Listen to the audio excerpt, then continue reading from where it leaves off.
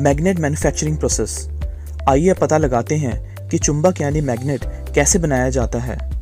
प्राकृतिक मैग्नेट काले रंग के होते हैं जो लोहे का ही एक फॉर्म होता है, लेकिन प्राकृतिक मैग्नेट की ताकत कम होती है और इसके अलावा प्राकृतिक मैग्नेट की उपलब्धता भी कम है।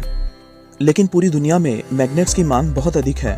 मैग्नेट की आवश्यकता मोटर, स्पीकर्स, इलेक्ट्रॉनिक्स, मशीनों आदि कई वस्तुओं में रहती है।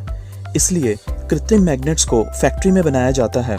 फैक्ट्री में मैग्नेट बनाने के लिए कई प्रकार के कच्चे माल का प्रयोग किया जाता है, जैसे एल्निको जो एल्यूमिनियम, निकल और कोबाल्ट नामक धातुओं का मिक्सचर होता है।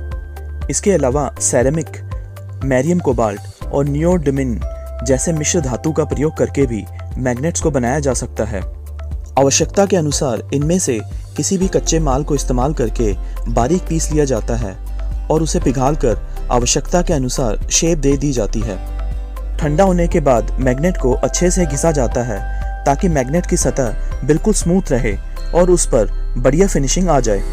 पॉलिश करके मैग्नेट्स को सही शेप मिल जाती है और उस पर अगला प्रोसेस शुरू हो जाता है। ये मैग्नेट अभी पूरी तरह से नहीं बने हैं क्योंकि इनमें एक दूसरे को खींचने या लोहे से चिपकने की ताकत नहीं है।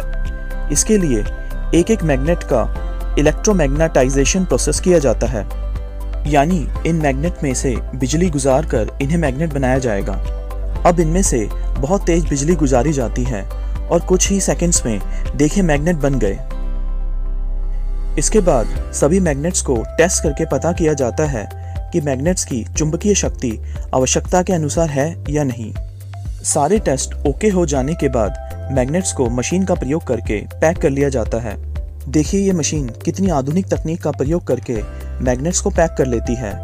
पैकिंग इस प्रकार से किया जाता है कि मैग्नेट के भीतर कोई हवा ना रह जाए और मैग्नेट्स पर जंग लगने की कोई दिक्कत ना आए।